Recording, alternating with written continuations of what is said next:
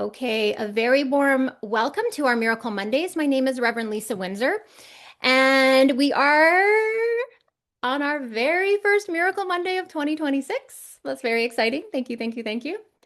And what I have been telling people for many years is come to a group, if you can, come live and just come have an experience of how it feels for you.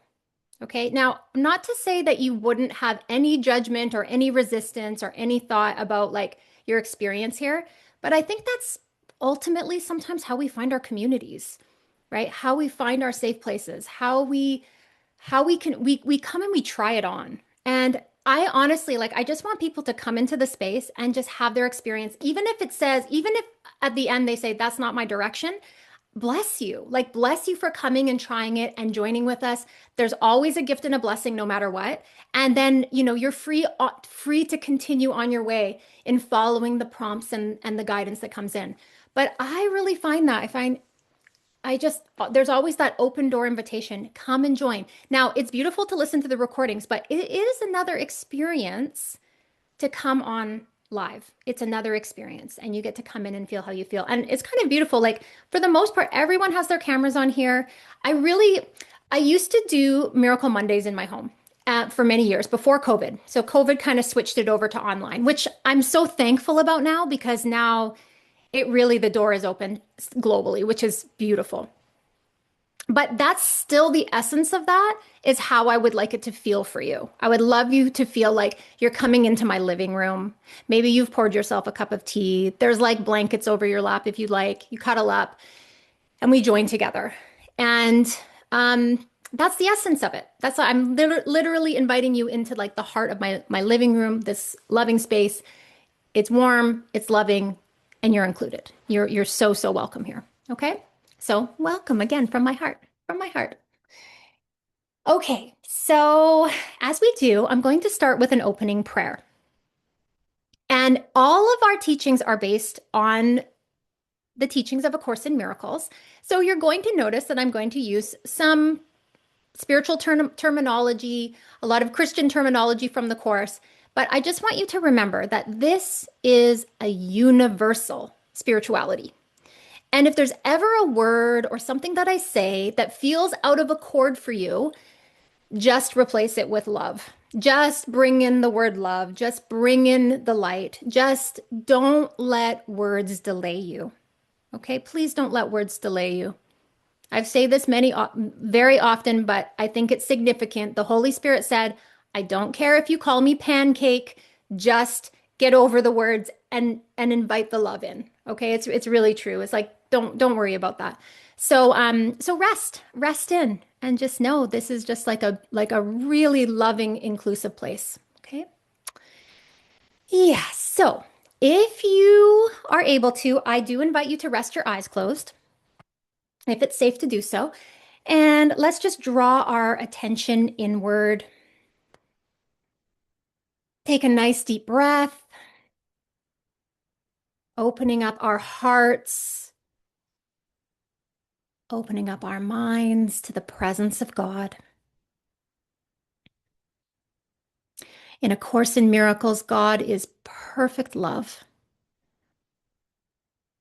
And so we are allowing that love to envelop us. We are surrounded by His love. We are allowing His light to shine upon us, nourished by His presence, sourced and fueled by His presence, given everything we need for our healing. If we need a word, He will give that to us. If we need a thought, if we need a tranquil mind, He will give it to us.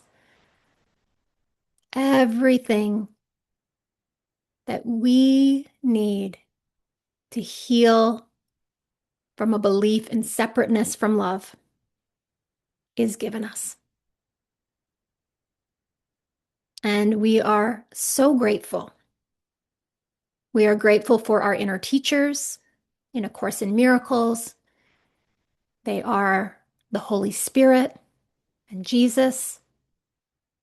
They symbolize our inner teachers, our inner guides, the voice for love, the voice for God in our minds. And together as a group, we are stepping back and asking them to lead and guide our steps today. We do not know the way without them. We are lost. We are lost without them. Let us all step on this path with Spirit leading and guiding. Jesus holding the lantern so we can see our next most peaceful step. And we breathe deeply. We open to receive all the miracles that are our inheritance. We are entitled to miracles. You are entitled to miracles.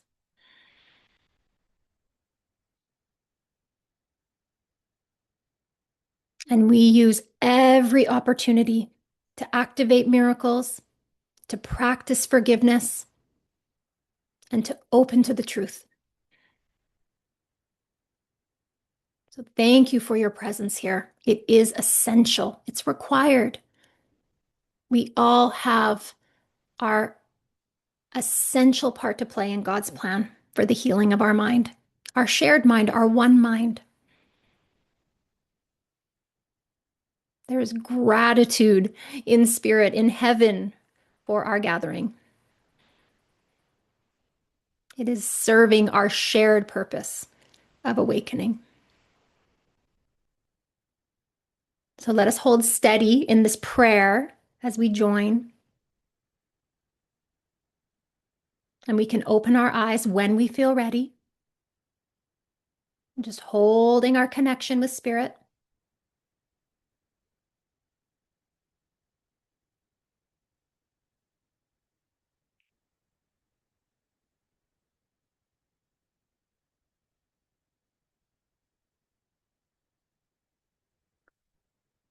Beautiful.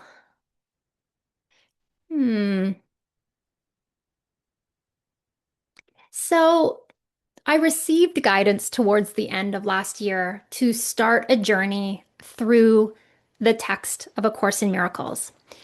And um, I had guidance right at the end of the year to slow it down a little bit. So tonight I'm just going to cover one section in the text, which is also a lot, right? It's still a lot.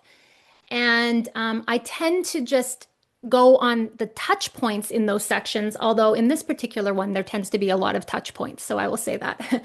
But my thought for the night is to go through a section of the text and then to bring you into a little experiential exercise to try and bring an experience of what he's teaching, to bring it in to be relatable.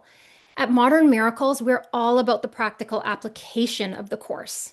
Like we really want to live the teachings. So we go through some of the theory as a bridge towards experiencing. Okay, so that's where I'm going to begin. I have to say this too. It does not matter. You can enter into any Miracle Monday, and it's okay if you haven't read the text. It's okay if you're somewhere different in the text. You don't have to follow along.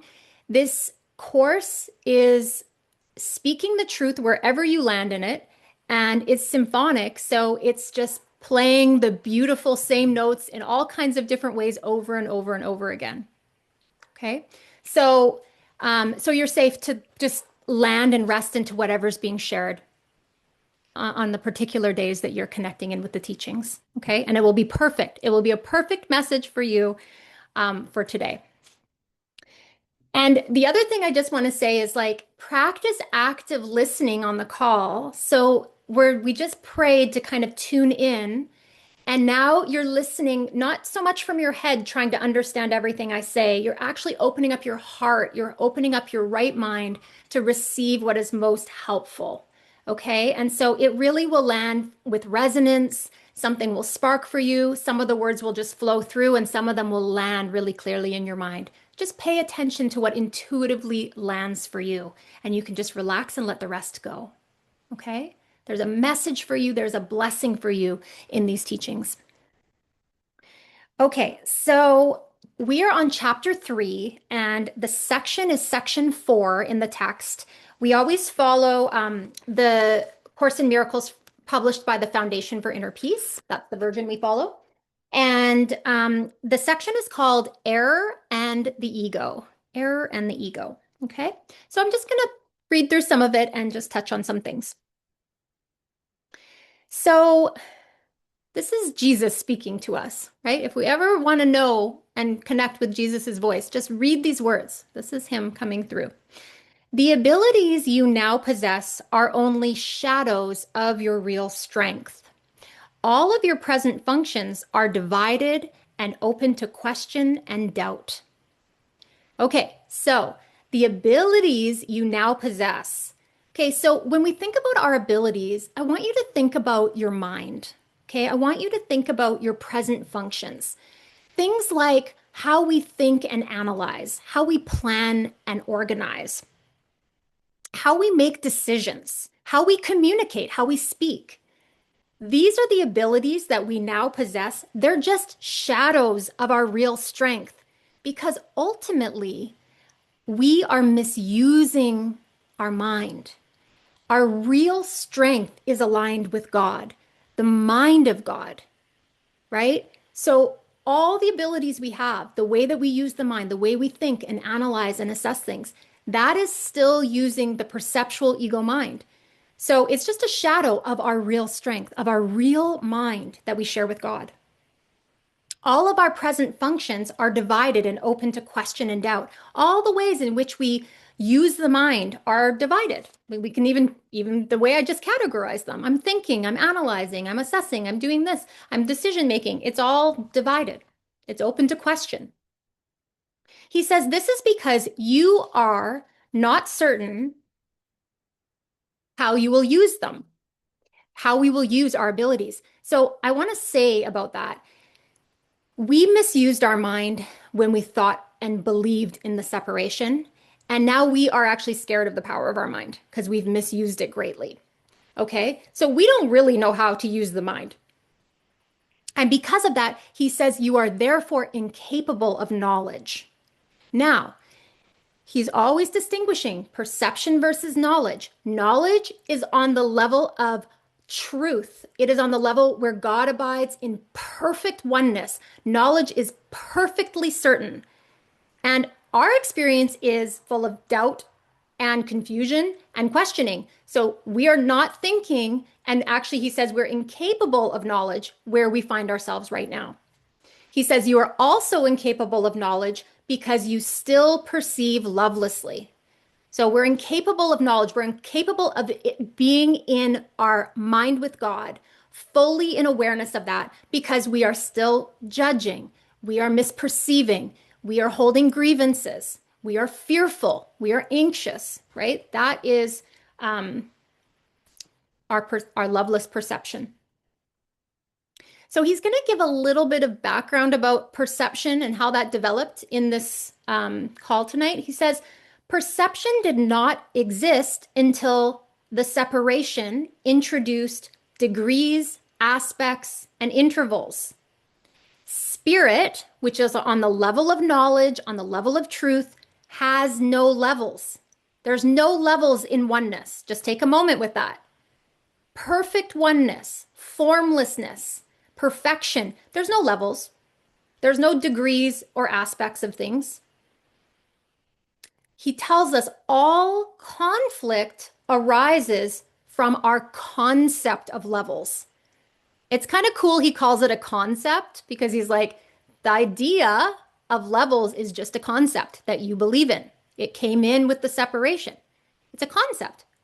You believe in levels, and all conflict comes from your belief in levels.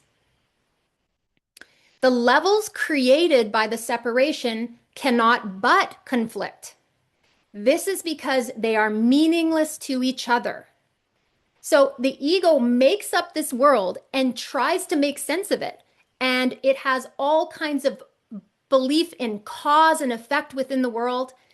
And then we come to the course and we start our workbooks, and it says, our meaningless thoughts are showing us a meaningless world.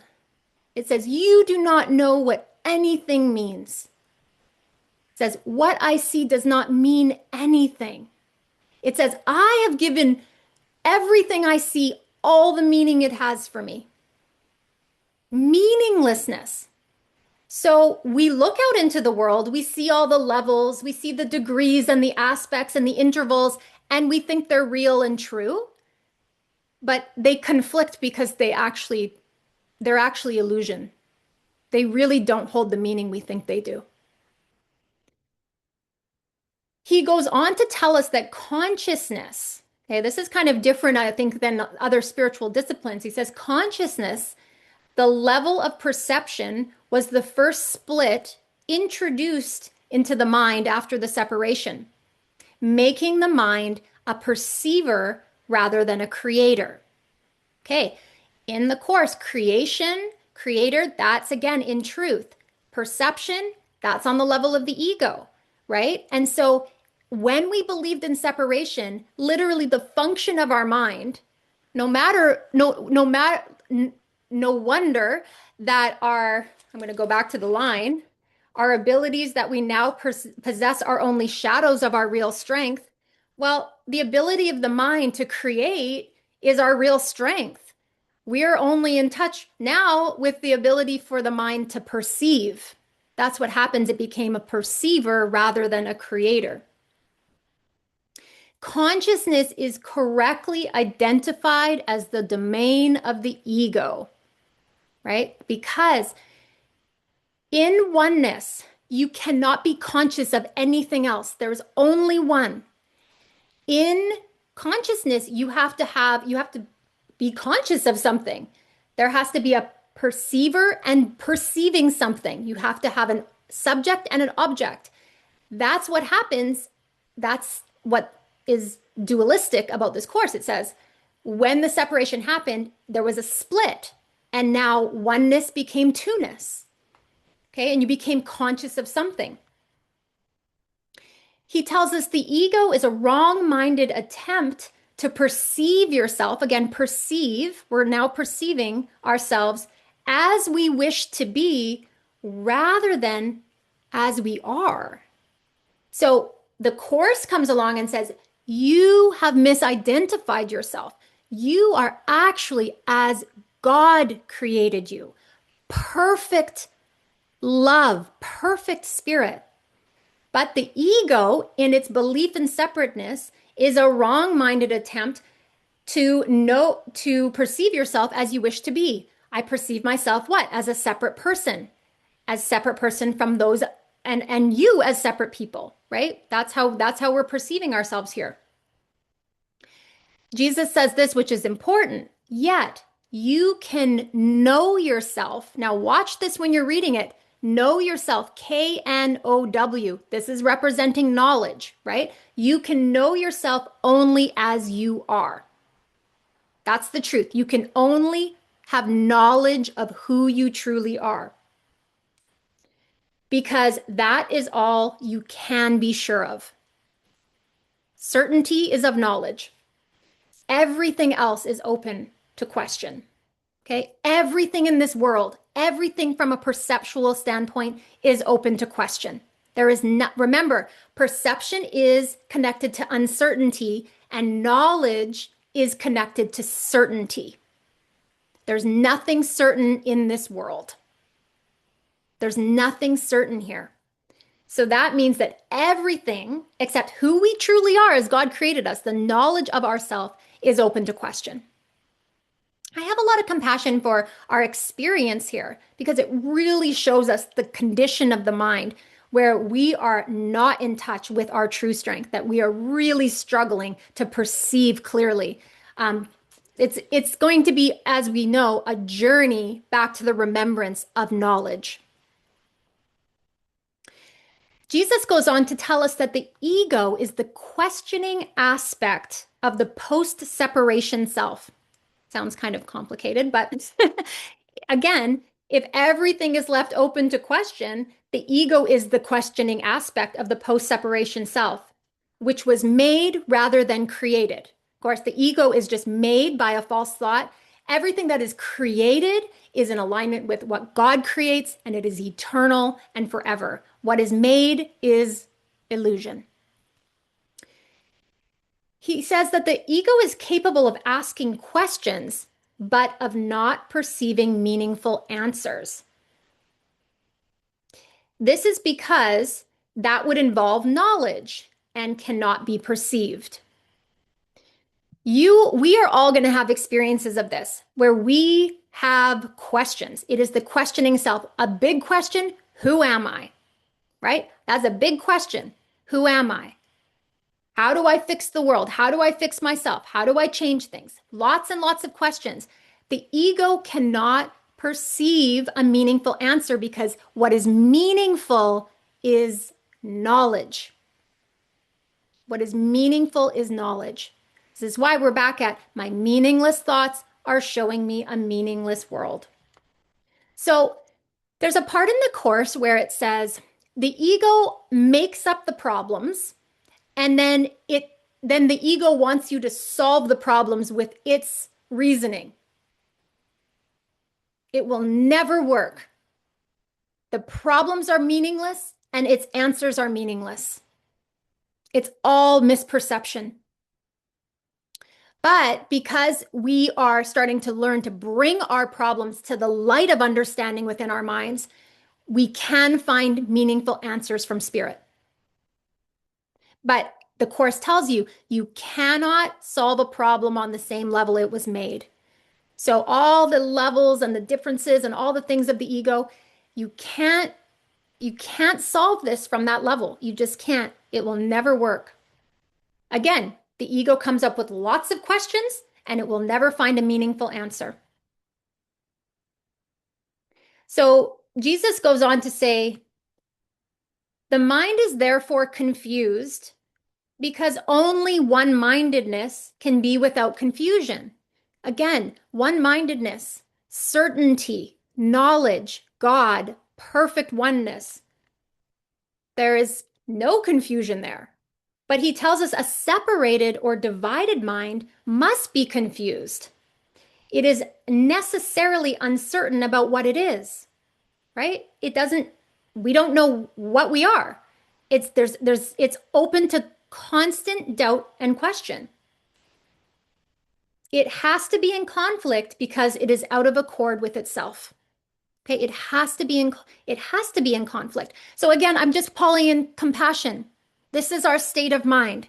We are all in conflict because we are out of accord with ourself. And sometimes we go to really practical thoughts about that. If you go into the section on honesty in the manual for teachers, and it says honesty is consistency, where your thought, word, and action align, right? Thought, word, and action align, right? That is honesty in A Course in Miracles. This whole system is dishonest. We're totally out of accord with ourself.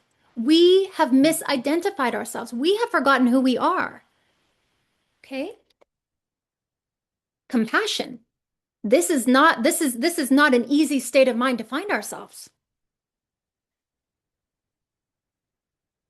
He tells us this is why you cannot escape from fear until you realize that you did not and could not create yourself. You did not and could not create yourself. That is the truth.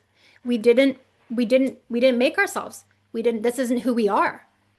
Not only do we think we made ourselves, but we keep trying to reinvent ourselves. The self-concept, we just keep working on the self-concept, working on the small self-concept. We have to remember we did not and could not create ourselves. He tells us you can never make your misperceptions true. We can never make the error real. We can never make our misperceptions about ourselves true. We can never make the world real. And he tells us, and your creation is beyond your own error, which means that who we are as God created us is beyond all of the error, all the misperception. We are safe at home in God. We are absolutely safe and eternal and whole and healed and at home in God. He says that is why you must eventually choose to heal the separation. Eventually, you have to choose to heal the separation because your misperceptions will never be true, and who you are as God created you will always be. And we won't stay in this state forever. Eventually, we will wake up and say, there has to be another way. There has to be another way to see. So he's helping us. He's helping us heal our perception. Okay, we're not in knowledge. Remember, knowledge is, he says we're incapable of knowledge. So now we're working with perception. That's what we can work with. We turn the mind from a creator to a perceiver. So now we've got perception to work with. He tells us right-mindedness is not to be confused with the knowing mind, with the knowledge. Right-mindedness is not to be confused with the knowing mind because it is applicable only to right perception. And we know knowledge and perception don't blend, right? Perception and knowledge are from two different places, right? Okay. You can be right-minded or wrong-minded, and even this is subject to degrees clearly demonstrating that knowledge is not involved. And one of the examples of that, for example, is Jesus tells us in the Course that he will bring to us a new perception of something, and it will be a perception that we can accept, so a right-minded perception. But he says it may not be the highest right-minded perception, but it's the one you can accept now. So that's how you can see that it even comes in degrees. We can only receive what we're willing to receive. And if we're too fearful, he can't bring us that higher vision. He has to bring us something that we can accept. It's very kind. It's actually very, very kind. But it's not knowledge. It's not knowledge. The term right-mindedness is properly used as a correction for wrong-mindedness. I love that. Right-mindedness is the correction for wrong-mindedness. And it applies to the state of mind that induces accurate perception. So this is really good. Now we're going in the right direction. We want right-minded perception because this is what induces accurate perception. It is miracle-minded because it heals misperception. And this is indeed a miracle. What is a miracle in A Course in Miracles but a shift from wrong-minded perception to right-minded perception? That's the shift that we're going for.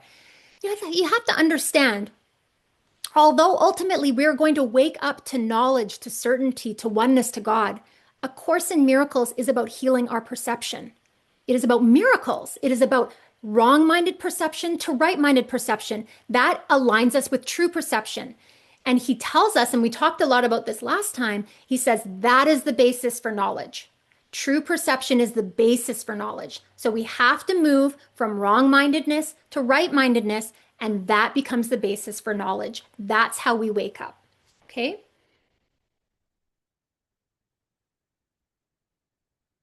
So he also says that perception always involves some misuse of mind. Okay, we've talked about that now, right? We know it's not knowledge. We know that we're in perception, and that's the misuse of mind. Again, going back to this is just shadows of our actual strengths and abilities because we're working with perception and not knowledge. Because perception always brings the mind into places of uncertainty. The mind, he tells us, the mind is very active. It literally never sleeps. It is so active, okay? When the mind chooses to be separated, it chooses to perceive.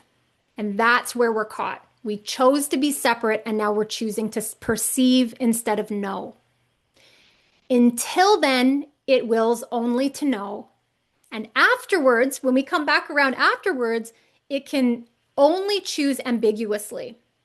And the only way out of ambiguity is clear perception. The only way out of the uncertainty, of the confusion, is clear perception. The mind returns to its proper function only when it wills to know. Okay, I'm going to say that again. This is important. The mind, this is what we want to hear. The mind returns to its proper function only when it wills to know. Okay, again, now we're starting to realize my only goal is God. I will to know the truth of who I am. I will to know. This places the mind in service of spirit, where perception is changed. Now we're starting to align our will with God's, and our perception can change. The mind chooses to divide itself when it chooses to make its own levels, but it could not entirely separate itself from spirit because it is from spirit that it derives its whole power. I'm just going to touch on this point, and that is that even through our misperceptions, we cannot disconnect from our source. We cannot ever not exist. We are eternal. It's actually impossible for us to disconnect from our source. Even if we're miscreating, even if we're dreaming of separation, we're still being sourced by the same powerful mind. In fact, Jesus comes in and says, do you know that your mind is so powerful? We haven't lost the power of our mind. We've just misused it. That's all that's happened. And we are safe to choose again and to go on this journey. Okay, I'm just going to say a couple more things, and then I want to take you on a little exercise. God and his creations remain in certainty or surety, and therefore know that no miscreation exists. Okay, God is in certainty. He knows our miscreations don't exist, that they're not real. Truth cannot deal with errors that you want. So we're coming into this place where we go, I don't want to hold on to the errors and the misperceptions anymore because truth cannot enter in if I'm choosing to hold them and grip them and keep them for myself. Okay. This is what I want you to hear because this is Jesus talking directly to us and about our relationship with him. He says, I was a man who remembered spirit and its knowledge. That's really good news because that means we can also remember this too. But to correct error from the bottom up, oh, hold on. I was a man who remembered spirit and its knowledge. As a man, I did not attempt to counteract error with knowledge, but to correct error from the bottom up. You cannot take error, the wrong-mindedness, and connect it to knowledge.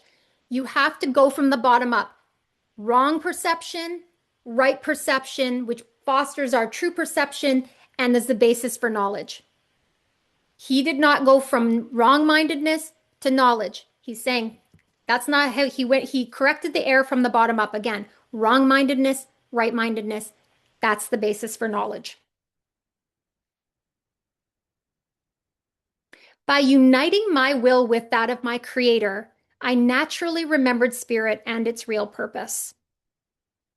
Okay, he united his will with his creator. A few minutes ago, I said the mind returns to its proper function only when it wills to know. Okay, so he did that. He willed only to know.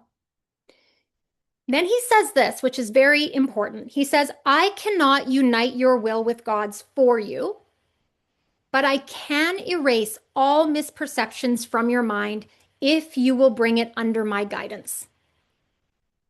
Okay, he cannot unite our will with God's. That's up to us. That's our decision.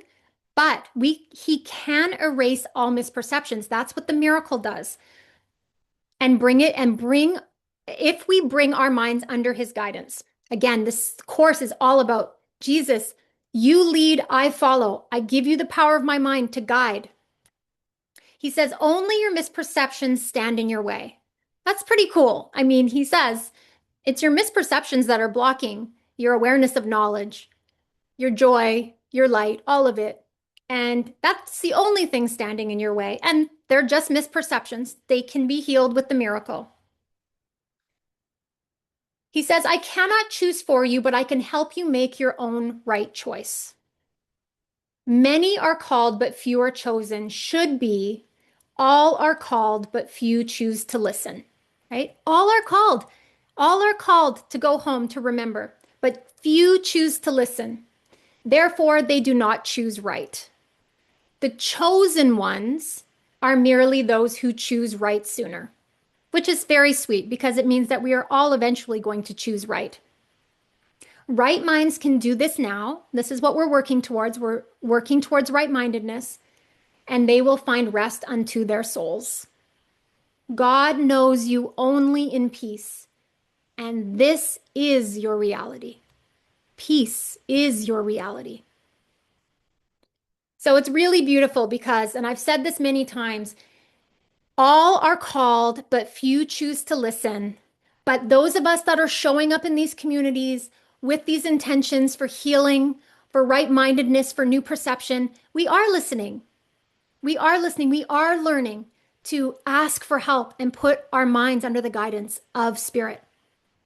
And miracles are happening because of it. And the mind is healing because of it. And our experiences are changing because of it. Okay, I'm going to take you on a little exercise. And so I'm going to invite you, if you can, again, to rest your eyes gently closed. This is really just to bring some of the teachings into a more um, experiential experience. Okay, so just slow down, take a nice deep breath, rest inward.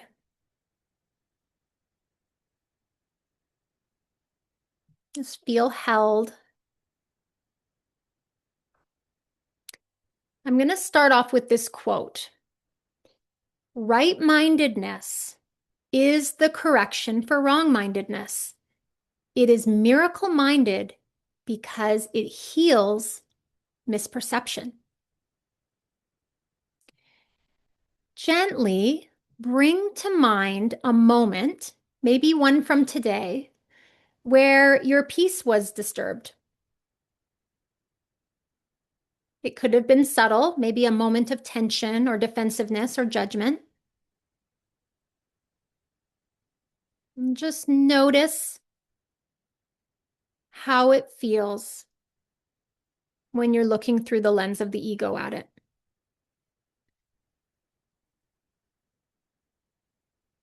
Just kind of get into the energy of wrong-mindedness, the confusion, the fear, the tension.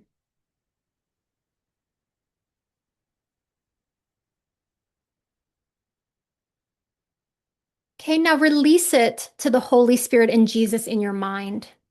Just let yourself say gently and clearly to them, I am willing to see this differently. I am willing to see this differently. Just allow yourself to soften and just allow your mind to be open.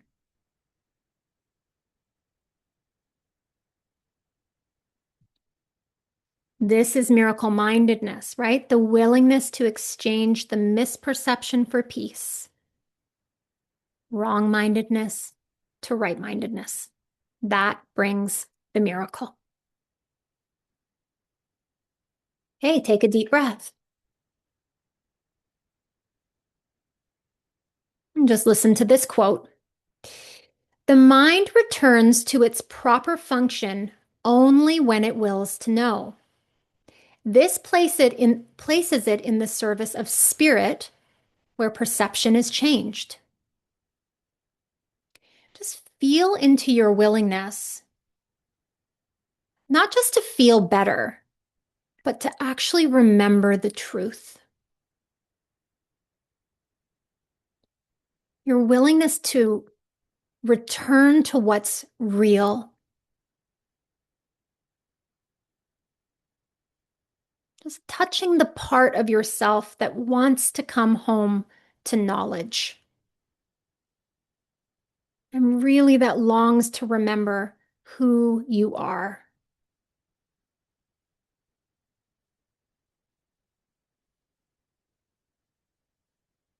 You may not feel fully ready, but just allow the desire to be there. And say quietly within, I will to know. I place my mind in the service of spirit.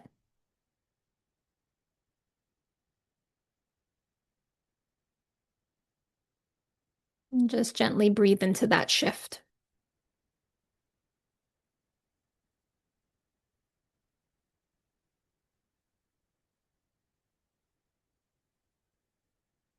Nice deep breath. And just listen to this quote. I cannot unite your will with God's for you, but I can erase all misperceptions from your mind if you will bring it under my guidance. Now bring your mind to Jesus and Holy Spirit. Just a sincere offering. Say to them, I will step back and let you lead the way. You are in charge by my request.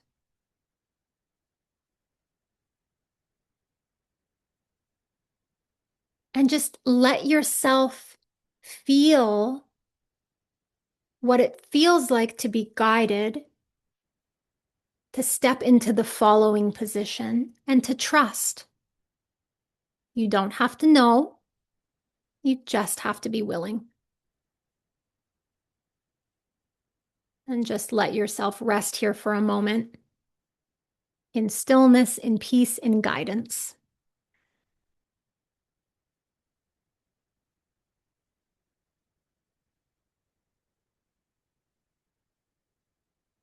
And just taking a deep breath when you're ready, and gently bringing your awareness back to the space.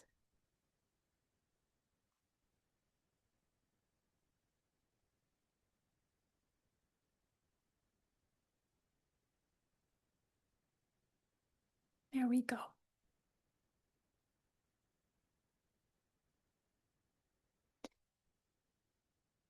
Okay, so I want everyone to hold on the call. I'm just going to stop the recording in a moment and then just stay on, please. So that's a good message to everyone. If you are able to come on the calls live, we have a little question and answer and space for sharing at the end of the calls. But I really appreciate everyone for joining and the blessing of these teachings. And I encourage you, if you're not on the call and if you're just listening, to spend a little time journaling about the experience of just going through that process and just reflect on it for yourself. Okay? Just want you to know Modern Miracles Academy is here to support you on your journey with the Course in Miracles. We are here to offer guidance and support and lots of love. You can visit our website, www.modernmiracles.com, and reach out to us. Okay, we would love for you to join our community and yeah, just feel the love and support of these teachings. They are truly miraculous.